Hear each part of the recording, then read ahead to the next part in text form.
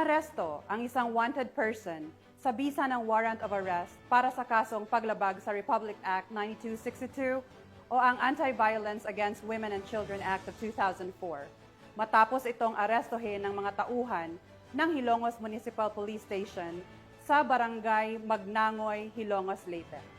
Patrolwoman Cristel Palafox sa report.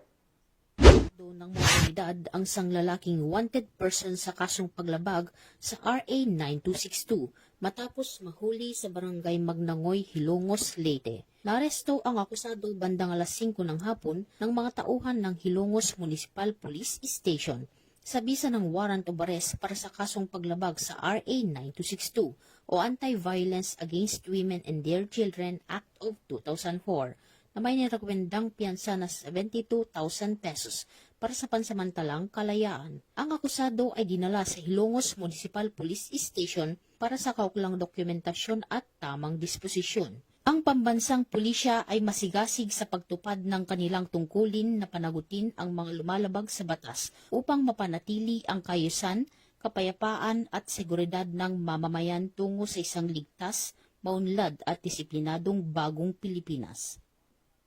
Mula dito sa Eastern Visayas, ako ang inyong PNN correspondent, Patrolwoman Palafox, alagad ng batas, tagataguyod ng Balitang Pulis.